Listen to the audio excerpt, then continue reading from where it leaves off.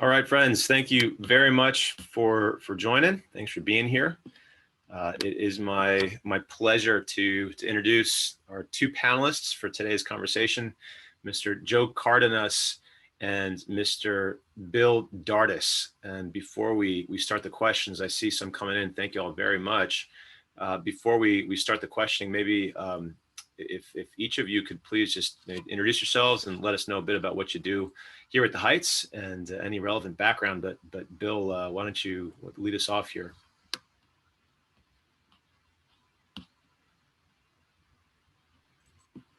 Bill Dardis. I'm from New Orleans, Louisiana, and went to Notre Dame, where I studied IT and did IT consulting for Ernst & Young in New York. And then I've been in education since then. I was also in the Navy. And here at the Heights, I teach 8th grade core, 8th grade science, and 7th grade religion. Thank you, Bill. And so just, a great background. Partly because of that background, I think Bill has been a great resource for our students who are looking for internships in the DC area or thinking a lot about summer work, both during high school and beyond. So again, a great resource for boys and for their parents who are interested in meaningful summer engagement. And then Mr. Joe Cardenas, who you all heard from in the podcast. Welcome, Joe. If you could give us just a brief introduction as well. Sure. So I was born in Spain, but I got a degree from UC Berkeley, history, and then a master's at Columbia University on school leadership.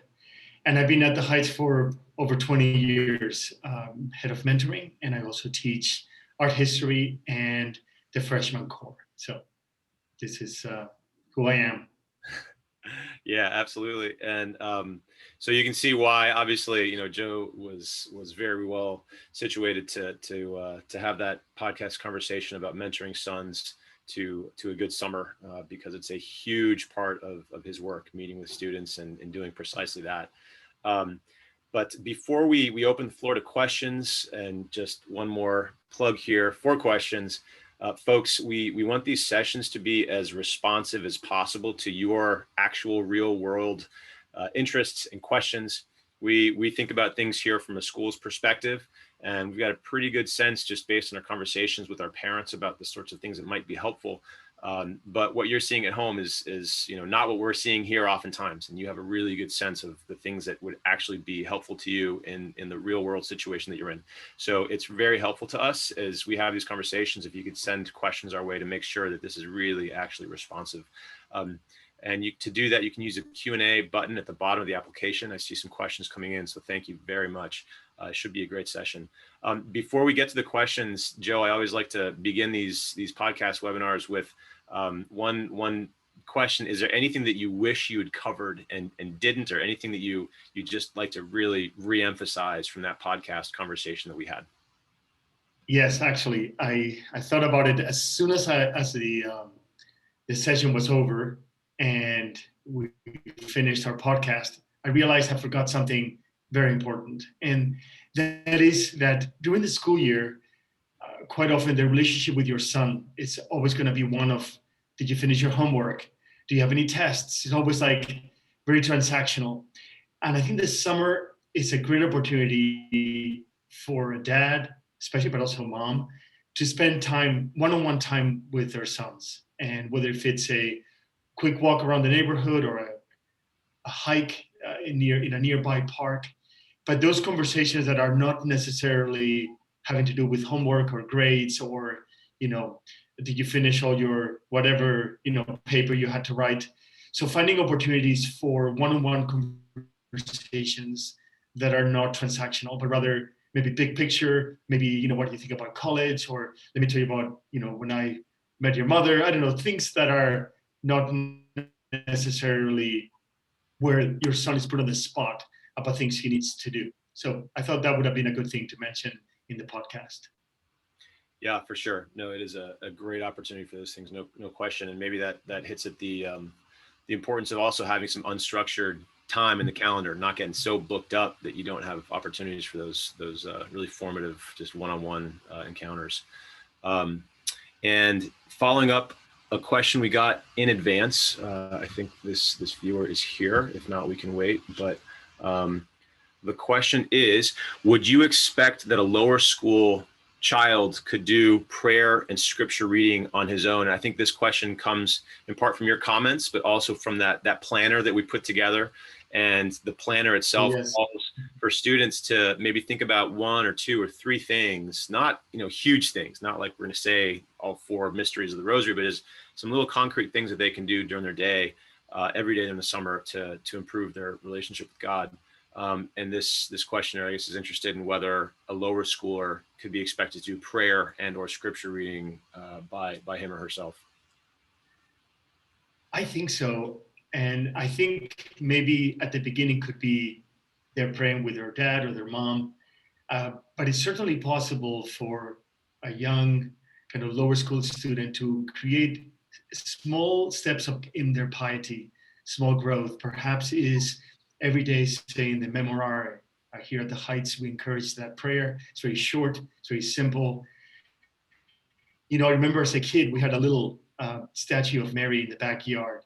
And I remember my mother suggesting that I go there in the middle of the day, just go to the little statue and say that Memorare. And that helped my piety. And I think it could help any kid to have that very simple, short prayer. Or perhaps it's the 3 Hail Marys at night, or saying the morning offering. Those are things that are not challenging, they're not super difficult, don't take a lot of time. And when they're prayed with their parents, it's very powerful.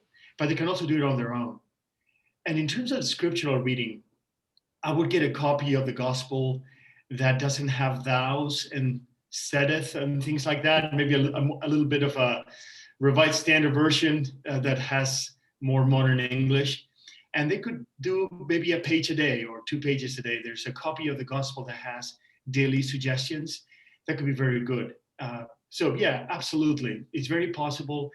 But I think modeling it is very important. I remember seeing my father saying his prayers at night, and that always helps. So anyway, I think it's very possible, and I would definitely encourage it. So that's good guidance. Bill, any insights to add? I'm sure I see here, some folks who we know and whose sons we know in the school community. Any guidance on that question for a middle school parent? I mean, is it too much to ask or is it too much to encourage a middle school boy to read scripture daily or to say a couple of prayers on his own daily? Absolutely not too much. One of the things that I do with 8th graders is that what's important, especially in 7th and 8th grade, is that they make their spiritual life their own. And so a great question to ask them, rather than saying, why don't you do this or that, is to ask them, what's your plan for your spiritual life? I mean, kind of, it's your soul. What do you want it to look like? And what's your plan, for that? I'll never forget, I was with a high school group out in Leadville, Colorado on a ski trip. And we invited the pastor of the parish over for dinner. And he told the story of his life, which was really impressive. So he grew up in Kansas, and they were many acres away from the closest neighbor. So when he was a kid, and he'd ask his parents, so what do I do? Who do I play with? What do I do? Since it was a mile walk just to go see the neighbor, they would say, go out and play with Jesus. Go have time, spend time with Jesus. And he developed this very childlike friendship with Jesus. So then he was assigned to Greenland, which was a very challenging assignment when he became a priest. And he said it was very simple because no matter how difficult it was, he just went to Greenland to be with Jesus, to spend time with his best friend there. So that was a constant point of reference for him. So, whatever that means for your son, I think building up a friendship with Jesus at a young age is very important. For sure. And let me ask a question here before we go to the next couple of questions. Putting on my parent hat, I know that, even if I make, if I help my sons or my daughters make certain resolutions, it's not always the case that those will be executed upon. And so in this new posture of summertime, I mean, how eager should we be to remind our sons about their resolutions? I mean, is this kind of like every day, hey, did you do this? I remember you said you were going to read some scripture. Have you done it?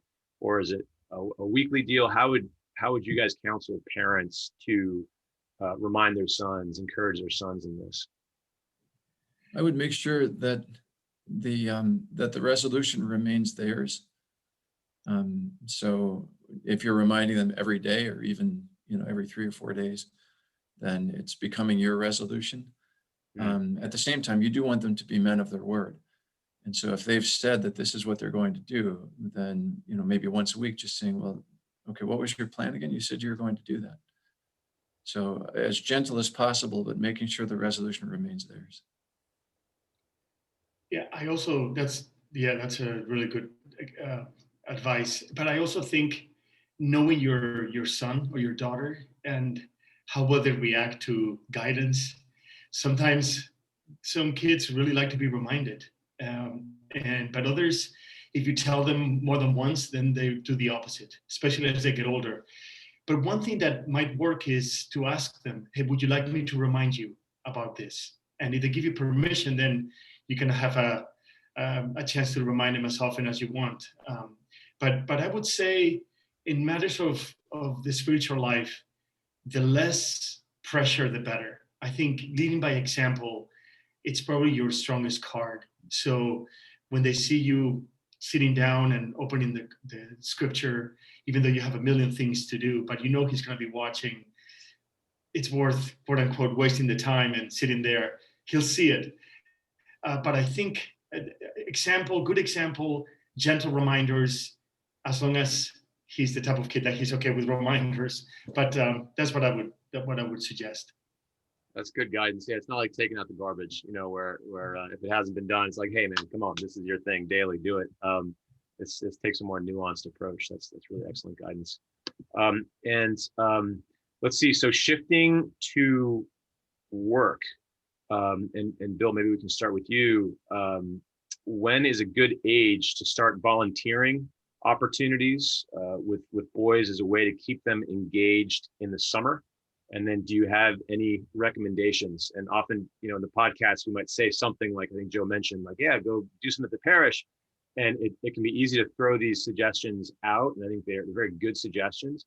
But once you kind of get down to the tactical level of like, okay, how are we actually going to do this? Sometimes there can be some need for additional guidance. And maybe this is a request for that. So when should boys start doing these volunteering things? And what are some good places for that to happen? Yeah, so I'm amazed at the variety of, let's say, ways that that people's summers turn out, and the ways that internships or volunteer opportunities come up. So I think one thing is there's no set path. I think another idea is how soon. The sooner the better. So certainly the number of agencies that will allow them to volunteer is limited when they're, let's say, 4th or 5th grade. But even there, I mean, volunteering at home should be something that they do more often in the summer. And so it's a great opportunity for them to take one of the younger siblings, perhaps, and to be asked maybe once a week or twice a week to do some activity with one of the younger siblings. Volunteering should be a constant, I think, in their lives. Now, as far as what does that mean for the summer? So maybe an overview of summer activities. I definitely think so. If we look at 9th grade through the graduation from college, they have 7 summers in which to get a broad experience in something that they voluntarily are choosing. So, I mean, it's rare that you're ever going to have 3 months in which you can do whatever you want, and you're old enough that people will let you do it. So between those years, you have 7 opportunities. So you definitely want to have some leadership opportunities. And I think this is a partial answer to your question. So a leadership opportunity might be working in a camp. And I think as they get older, maybe if they're in college, the first reaction might be a camp. You're just gonna run a camp and fun activities and campfires.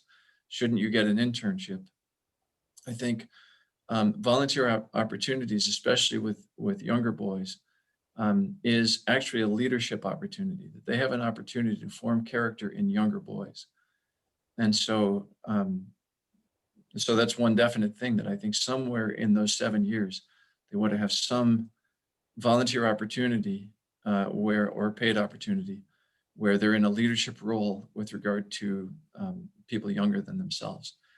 So how that applies in terms of how old they are. So I do think that even in 8th grade, they can do some volunteer opportunities. And it may not be that leadership opportunity, but it could be raking leaves for Gift of Peace Home, which is over in Northeast, or for the parish, as Rich was mentioning. There's plenty of volunteer opportunities that are out there. I used to work with the TAP program, Youth Leadership Foundation. There's all kinds of volunteer opportunities there. And we had volunteers even in high school, let's say freshman year of high school, who would come over and run some activities for the younger kids or work with a team or teach in some cases. So that's another opportunity.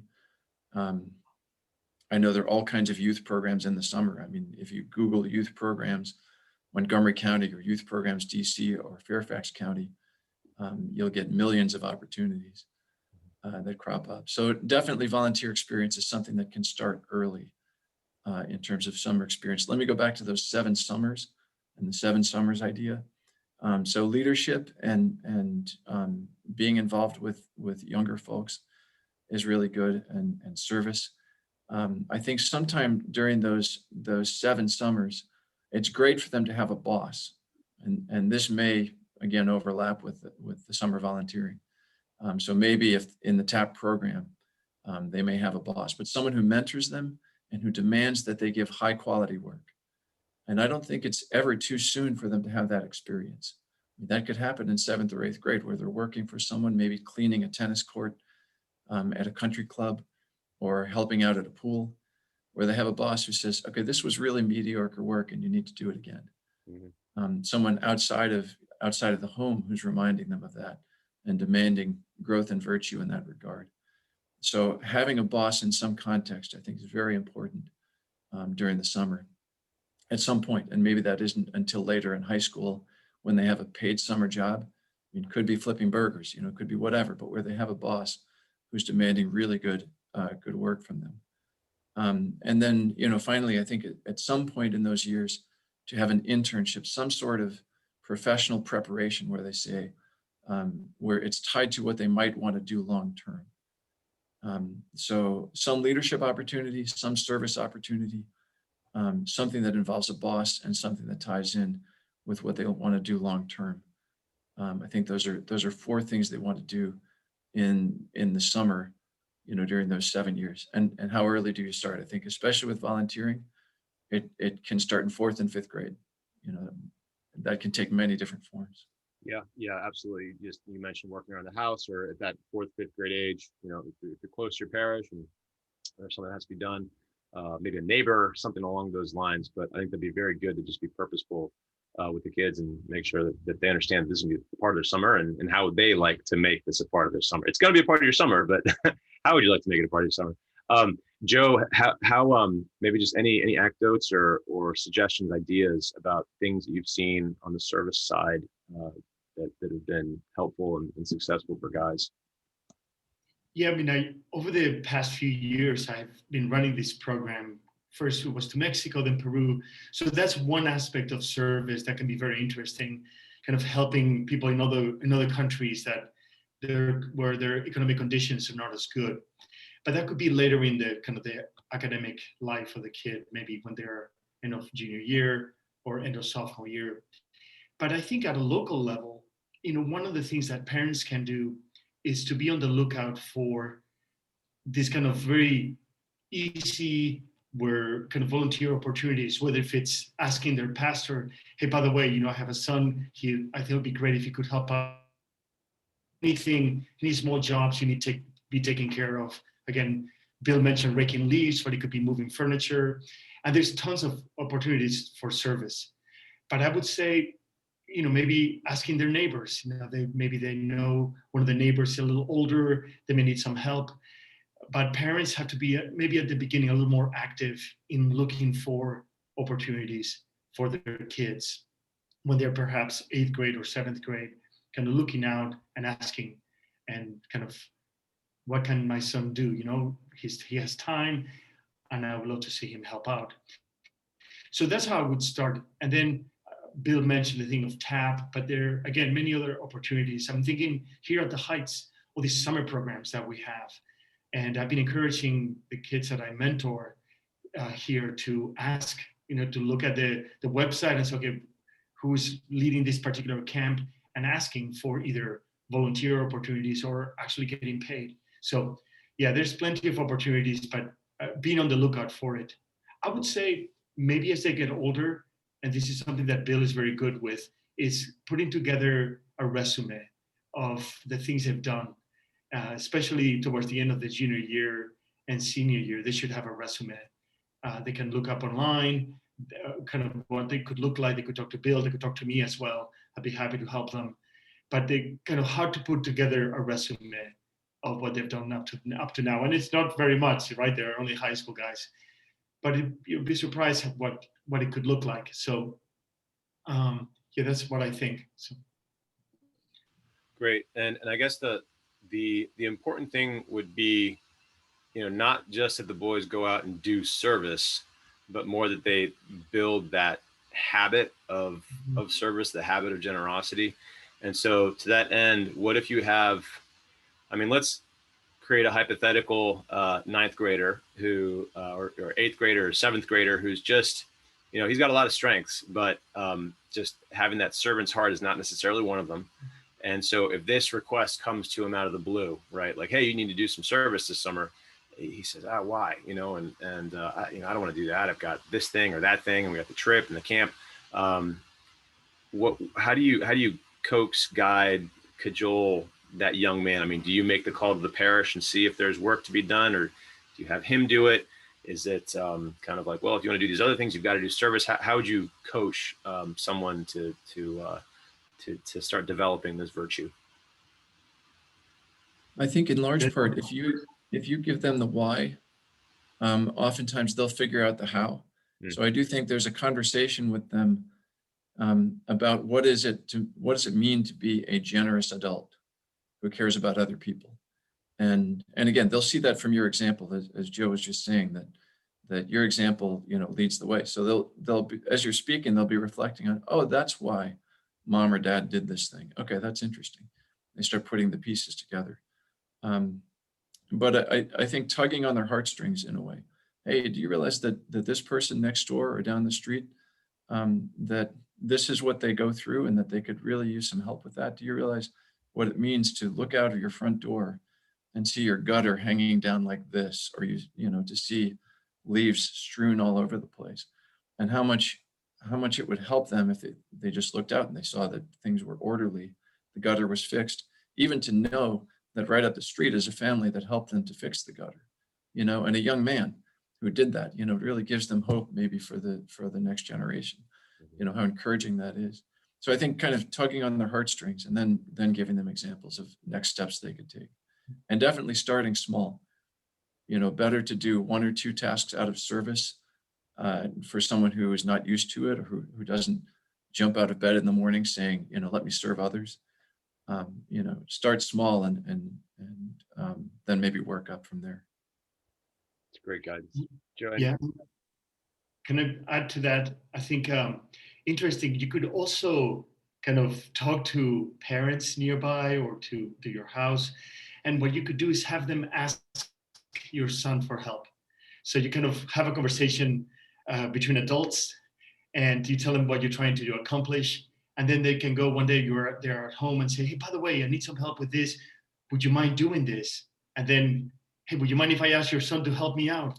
So that the kid feels that he's needed. I think we like to be needed, and being singled out for kind of your capacity to do some particular activity can be very good. So maybe it's on a Sunday mass, after mass, the priest, after you've spoken with him, says, hey, Michael, I heard you're really good at this. Could you help me with something here the next couple of days? So kind of having allies and having them be the one asking, instead of yourself saying, hey, could you help Mrs. So-and-so? Actually, Mrs. So-and-so comes and says, hey, I need some help. Could you help me? That can be very powerful too for a kid. That's great. And that's kind of a case of that's the famous conspiracy for the good that we've talked about. It's yes. Not parents and teachers, it's also parents and other parents. So that's excellent. Here's another question, and folks, thanks for these great questions. Please continue sending them. Is there anything that you'd like us to talk about? You can use the Q&A button at the bottom of your application and submit questions that we will put to Mr. Dardis, Mr. Cardenas. So here is a more, I think it's a more general question, but it's an important one. A few questions for mentoring a rising sixth grader at the Heights. And so maybe we can direct this to you, Bill, in your capacity there in the middle school, and then I'm sure Joe, you'll have some wonderful thoughts to add. But how do you recommend we mentor a sixth grader at home to build internal motivation, to give best effort, and to maximize efficiency? Our son is contemplative, loves reading and learning, and that's all good, but he just doesn't seem to have a good sense of how long things take, or how to just focus and get things done without getting lost in thought or other activities of the home. So they have perhaps a Ferdinand the Bull who enjoys thinking about things and sitting just quietly. How do you foster that sense of best effort, maximal efficiency? Maybe generally, but also with a special focus towards the summer. Mr. Dardis, how would you counsel our friends? Well, this sounds like an autobiography for me, but anyway,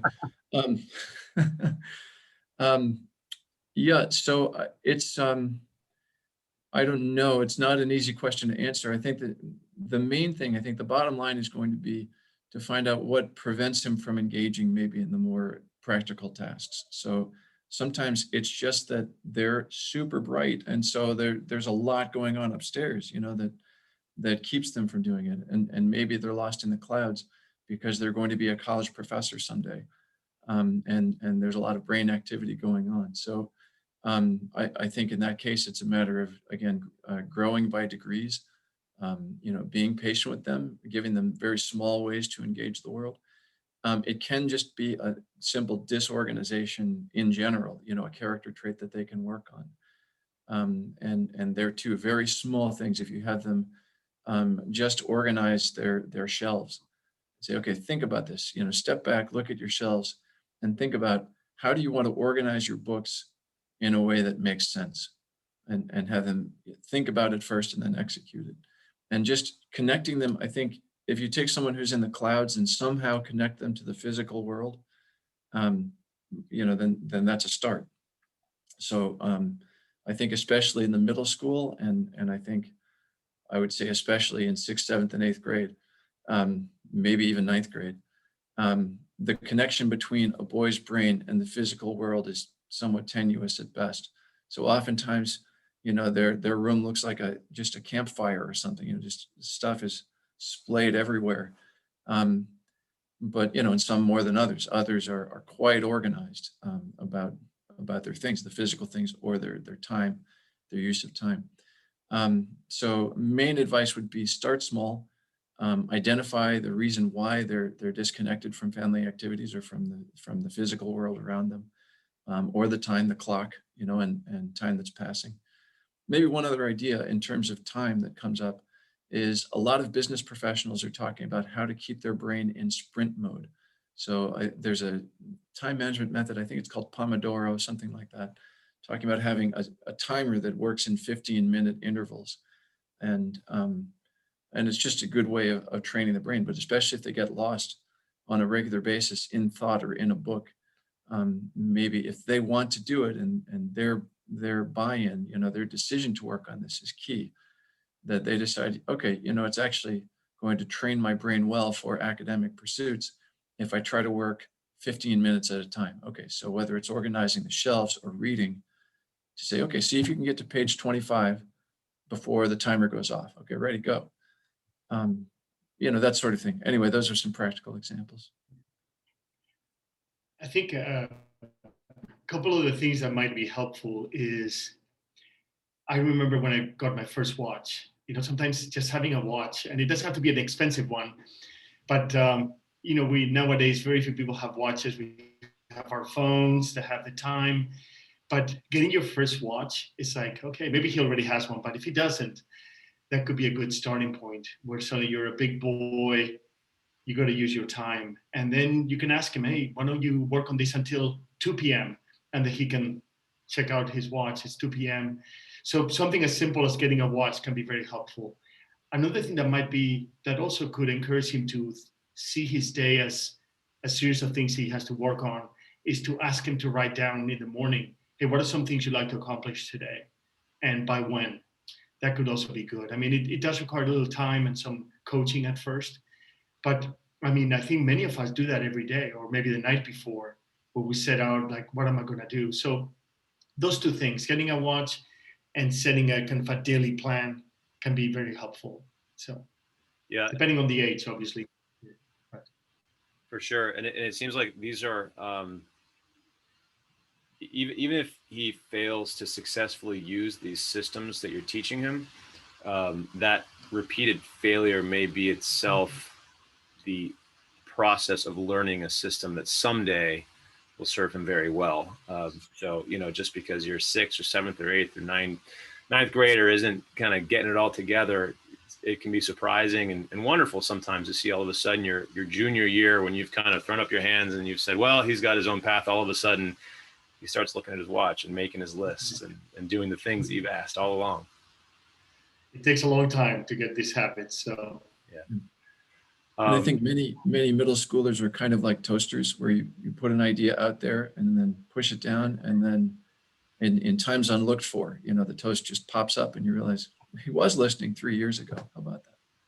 I love it. A watch pot never boils, nor does a middle schooler. That's great.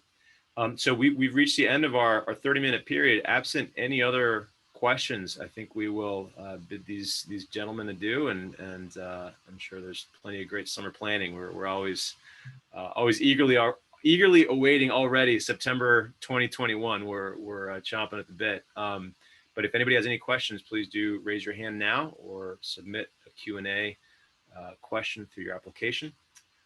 I don't see any coming in, so at this point, I'll just thank everybody for joining us. I hope that this was helpful. Really, truly, thank you for your questions. They make this, I think, a helpful exercise for us, because we get to, get a sense for what you are thinking about, and I'm sure for your other attendees who are here as well, because many times we're all thinking along similar lines.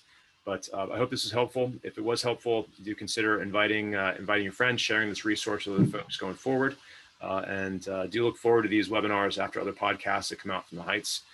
For now, Mr. Cardenas, Mr. Dardis, thank you both very much for your time. thank you. Thanks, Rich.